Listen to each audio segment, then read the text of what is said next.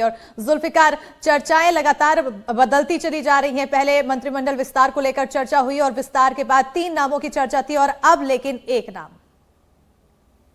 बिल्कुल। छत्तीसगढ़ में अगर देखें तो जब से विष्णुदेव साय सरकार बनी उसके 6 महीने बाद से लगातार मंत्रिमंडल विस्तार को लेकर चर्चाएं होती रही हैं, लेकिन अभी तक फाइनल नहीं हो पाया। लेकिन बीते एक हफ्ते से जिस तरीके से चर्चाएं शुरू हुई और उसमें यही कहा गया कि छत्तीसगढ़ में मंत्रिमंडल का विस्तार हो सकता है और उसको लेकर जो है काफी गहमा गहमी भी हो। 3 नामों को की चर्चाएं हो रही थी। उन 3 नामों में अगर बात की जाए तो दुर्ग से जो विधायक है भारतीय जनता पार्टी के गजेंद्र यादव, उनके नाम की काफी चर्चाएं रही। बीच में चर्चाएं ये रही कि राजेश मूणत है और अमर अग्रवाल हैं और अजय चंद्राकर, ये कद्दावर जो नेता है, इनके नामों की चर्चाएं होती रही हैं। लेकिन बीते दिनों जो 3 नामों पर सबसे ज्यादा चर्चा थी कि राजेश अग्रवाल जो अंबिकापुर से आते हैं, टीएस सिंहदेव उप मुख्यमंत्री हैं, उनको हराने कर वो सदन में पहुंचे थे, उनके मंत्रिमंडल में शामिल किए जाने को लेकर, और खुशवंत साहब जो एससी समुदाय से आते हैं और सत्तामी समाज के गुरु हैं, उनके भी मंत्रिमंडल में शामिल किए। लेकिन 2 नामों को लेकर भारतीय जनता पार्टी के अंदर के जो वरिष्ठ नेता हैं, वरिष्ठ भारतीय जनता पार्टी के विधायक हैं, उन्होंने कहा जाता है कि विरोध दर्ज कराया, जिसके बाद से जिन नामों पर विरोध हो रहा है उनको होल्ड करके एक नाम को भी मंत्रिमंडल में शामिल किया जा सकता है। बिल्कुल। जुल्फिकार, राजेश अग्रवाल और खुशवंत साहिब के नाम का अंदरूनी विरोध देखने को मिल रहा है। आखिर क्या वजह है कि इन 2 नामों पर इतना विरोध? इसकी सबसे बड़ी वजह यह है कि भारतीय जनता पार्टी के जो बहुत सीनियर नेता हैं, और दोनों अगर नेताओं की बात कही जाए तो राजेश अग्रवाल टीएस सिंहदेव के करीबी थे, उनके चुनाव प्रबंधन को देखते थे और वो भारतीय जनता पार्टी में चुनाव के पहले शामिल हुए और विधायक बने और जीत कर आए। तो ऐसे में अभी हाल में ही जिनकी पार्टी में एंट्री हुई है उनको मंत्रिमंडल में शामिल किया जाना। खुशवंत साहब की बात की जाए तो उनका भी जो बैकग्राउंड है, तो कभी वो भारतीय जनता पार्टी का समर्थन करते हैं, कभी कांग्रेस का समर्थन करते हैं। पिछली बार अगर देखें तो वो कांग्रेस पार्टी में थे, वो चुनाव से ऐन पहले खुशवंत साहब भारतीय जनता पार्टी ज्वाइन किए और भारतीय जनता पार्टी ने उन्हें टिकट दी। और खुशवंत साहब की अगर बात करें तो वो आरंग से कांग्रेस से ही टिकट मांग रहे थे, तो कांग्रेस ने कंफर्म नहीं किया। ऐसे में कांग्रेस को छोड़कर वो भारतीय जनता पार्टी में आ गए। तो इस बात को लेकर भी संगठन में है कि जो लगातार संगठन में जिन्होंने समय दिया है, लंबे समय से भारतीय जनता पार्टी के लिए काम किया है, अगर उन्हें तवज्जो नहीं मिल रही, बाहर के लोगों को अगर तवज्जो मिल रही, इस बात की कार्यकर्ता भी बोलने लगे हैं। कुछ सोशल मीडिया में भी भारतीय जनता पार्टी के कार्यकर्ता इस बात को लेकर जो चर्चाएं हैं उसका विरोध कर रहे हैं। बिल्कुल। तो इस वजह से इन तमाम चर्चाओं के बीच जिस तरह से विरोध की बात सामने आ रही है, कांग्रेस भी इस विरोध का फायदा उठाती हुई नजर आ रही है, चर्चा ऐसी भी चल रही है। इसमें अगर बात की जाए तो कांग्रेस की अगर बात की तो कांग्रेस को राजनीतिक विषय मिला हुआ है कि कांग्रेस इस कटाक्ष कर रही है कि विष्णुदेव साय की सरकार में वो अभी तक अपने मंत्रिमंडल का विस्तार नहीं कर पा रहे हैं और बहुत सारे विभाग के वो प्रभारी हैं जिनको सीधे तौर से काम नहीं हो पा रहा है। इस तरीके के भी कांग्रेस को एक पॉलिटिकल मुद्दा मिला हुआ है। हालांकि मंत्रिमंडल का विस्तार हो जाएगा तो ये पॉलिटिकल मुद्दा भी कांग्रेस के हाथ से चला जाएगा। लेकिन जिस तरीके से चल रही हैं बातें, उसको लेकर कहीं ना कहीं भारतीय जनता पार्टी के अंदर के लोग भी ये बात कहने लगे हैं कि इससे कहीं ना कहीं। जुल्फिकार, यहाँ पर आपको रोक रही हूँ क्योंकि कांग्रेस के यहाँ पर जिक्र हो रहा था, तो हमारे साथ सुरेंद्र वर्मा कांग्रेस नेता जुड़ चुके हैं। सर, बहुत स्वागत है आपका मध्य प्रदेश छत्तीसगढ़ में जुड़ने के लिए। लेकिन जिस तरह से अभी छत्तीसगढ़ में मंत्रिमंडल विस्तार की बात कही जा रही है, 3 नामों पर चर्चा थी, अब 1 नामों पर चर्चा बन रही है और नाम यहाँ पर जिस तरह से आ रहे हैं सामने, उसको लेकर कांग्रेस में भी कहा जा रहा है कि कहीं ना कहीं मौका मिल चुका है बीजेपी को घेरने का। देखिए, सामान्य तौर पर ये माना जाता है और ये सच्चाई भी है हमारे संविधान की कि कैबिनेट का गठन मुख्यमंत्री का विशेषाधिकार होता है। लेकिन छत्तीसगढ़ की सरकार जिस प्रकार से रिमोट कंट्रोल से चल रही है, मुख्यमंत्री साय जी जब भी दिल्ली जाते हैं तो बड़े उत्साहित होते हैं, वहाँ मंत्रिमंडल के नामों को की सूची लेके जाते हैं, उनके द्वारा कहा भी जाता है, बताया जाता है कि वहां से सहमति मिल गई है। लेकिन जब आते हैं तो मुंह लटका के आते हैं। इस बार भी राजभवन से समय भी ले लिया गया था और जिस तरह से इन मौके पर ये सूचियां अटक जाती है, उसका खामियाजा जनता को भोगना पड़ रहा है। जिस तरह से जैसे शिक्षा विभाग है, उसमें कोई मंत्री नहीं है, मुख्यमंत्री जी के पास में है, वहां पर जो युक्तियुक्तकरण के नाम पर अव्यवस्थाएं हुई, शिकायत किससे करे, शिक्षकगण या पालकगण छात्र नेता, वो जो है वो एक समस्या है। उसके साथ साथ जो है माइनिंग उनके पास में है, जो अवैध रेत की तस्करी और माइनिंग के बड़े घोटाले हो रहे हैं। तो कहीं ना कहीं प्रशासनिक कसावट में दिक्कत आती है और इन अव्यवस्थाओं के लिए जिम्मेदार कौन होता है। और भारतीय जनता पार्टी के अंदर खाने में भी ये बड़ी समस्या है कि जो जनाधार वाले नेता हैं, जो 6-6, 8-8 बार के विधायक हैं, जैसे पुन्नूलाल मोइले हैं, अजय चंद्राकर हैं, धर्मलाल कौशिक हैं,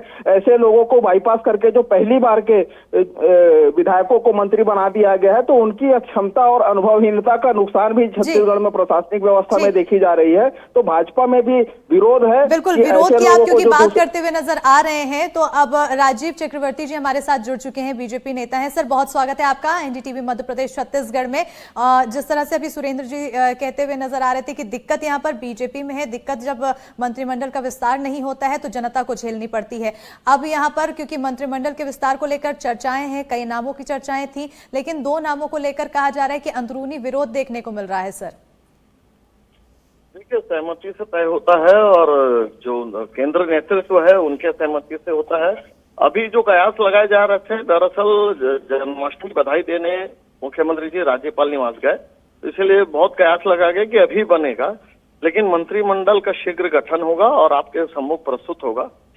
लेकिन कहीं ना कहीं कुछ भ्रांतियां थी कि अभी 1-2 दिन में होने वाली है, वो कुछ दिन और लग सकते हैं। लेकिन जो सुरेंद्र जी कह रहे थे की वजह जानना चाहते हैं, राजेश अग्रवाल और खुशवंत साहब के नाम के जैसी चर्चा हुई, विरोध शुरू हो गया अंदरूनी। नहीं, देखिए कोई विरोध नहीं है, कोई विरोध नहीं है। मंत्रिमंडल का गठन शीघ्र होगा, विरोध नहीं है और केंद्रीय नेतृत्व ही तय करता है। जैसे भारतीय जनता पार्टी की परंपरा है, तो केंद्रीय नेतृत्व और राज्य नेतृत्व मिलकर इसे अंतिम प्रकाशन करते हैं। क्योंकि अभी गठन हुआ है इस पूरे संगठन के दायित्व का, इसीलिए अभी शायद इसे टाल दिया गया, लेकिन शीघ्र ही आपके सामने होगा। एक बात मैं निश्चित रूप से कहूंगा, सुरेंद्र जी जिस प्रकार से कह रहे थे कि खनिज विभाग और शिक्षा विभाग में कुछ अवस्थाएं हैं या कुछ शंकाएं हैं, कुछ गतिरोध है, ये बिल्कुल निराधार है। मुख्यमंत्री जी लगातार मॉनिटरिंग करते हैं अपने जो विभाग उनके पास है और उसके नियमित रूप से उसकी देखरेख करते हैं, उसकी समीक्षा, इसलिए कहीं कोई तकलीफ नहीं हो रही। बिल्कुल। एक आपने क्योंकि कहा कि विरोध नहीं है और जल्दी ही विस्तार होगा, ऐसे में क्योंकि पहले 3 नामों की चर्चाएं थी कि 3 मंत्री बनाए जाएंगे, अब 1 मंत्री बनाने की चर्चा चल रही है, आखिर कौन सी बात सही समझे हम? नहीं, जिस दिन आपके सामने राजभवन में आप जिस दिन ब्रॉडकास्ट टेलीकास्ट करेंगे लाइव, उसी दिन ही इसका पता चल पाएगा। फिलहाल ये केंद्र नेतृत्व की बातें हैं कि वो 1 को शपथ करते हैं या 3 मंत्रियों के शपथ करते हैं। फिलहाल हम उस कुछ कहने की स्थिति में नहीं है, लेकिन शीघ्र ही आपका मंत्रिमंडल दिखेगा जिसमें 3 चेहरे आपको दिखेंगे। तो कहीं ना कहीं अब यहाँ पर चर्चाएं तो तेज हैं ही, लेकिन सर हमारे साथ हमारे सहयोगी जुल्फिकार अली भी जुड़े हुए हैं। जुल्फिकार, आपके भी कुछ सवाल हैं, तो ओवर टू यू, आप क्या कुछ पूछना चाहते हैं? इसमें अगर देखा जाए, जैसा कि राजीव चक्रवर्ती बोल रहे हैं, फिर निश्चित तौर से भारतीय जनता पार्टी के केंद्रीय नेतृत्व का विषय है। तो राजीव जी, मेरा सवाल ये है कि भारतीय जनता पार्टी एक कैडर बेस्ड पार्टी है, जो निर्णय एक बार हो जाता है और उसको ही अमले जामा पहनाया जाता है। ऐसी क्या वजह है कि जो लगातार नाम आते हैं फिर उसके बाद पोस्टपोन हो जाता है?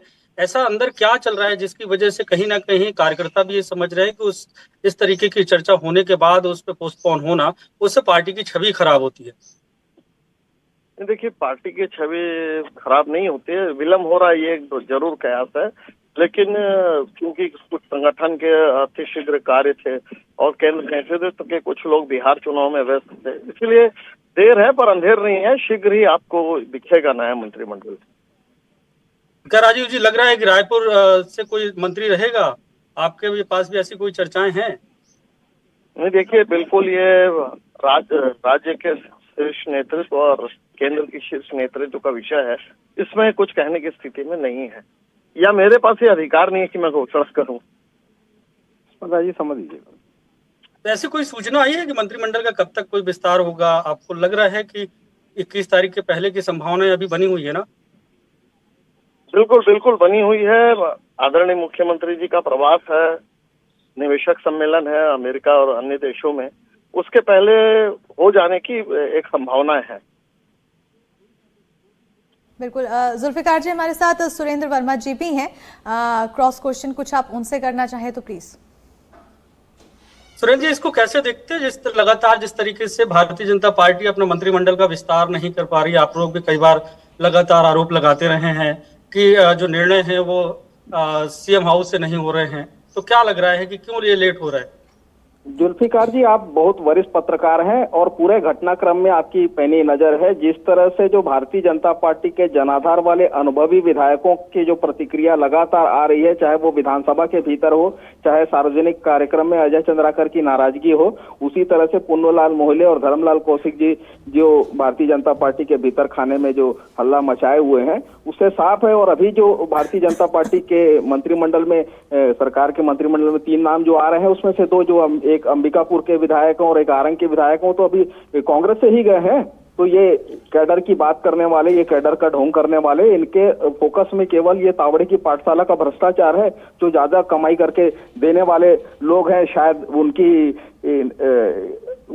अच्छा, आप ये मानते हैं इनको ज्यादा लगी है। जो कांग्रेस से भारतीय जनता पार्टी में गए हैं उनको वहां पे मलाई खाने नहीं मिलना चाहिए? ना देखिए, ये जब दावा करते हैं कि हम कैडर बेस्ड पार्टी हैं, हमारी पार्टी में कार्यकर्ता और हमारी सोच के, हमारी विचारधारा के लोगों का महत्व है, तो ये अवसरवादी लोगों को देना मतलब इनकी मजबूरी है, या तो कोई डीलिंग हुई है। ठीक है, किसकी आखिर क्या मजबूरी है ये तो खैर आने वाले समय में पता चलेगा, लेकिन सबसे बड़ा पहले इंतजार बना हुआ है कि आखिर किसे मंत्री बनाया जाएगा, कौन मंत्री बनेगा। बहरहाल सुरेंद्र जी जुड़ने के लिए हमारे साथ बहुत बहुत शुक्रिया। राजीव जी हमारे साथ जुड़ने के लिए बहुत बहुत शुक्रिया। जुल्फिकार तमाम जानकारी देने के लिए बहुत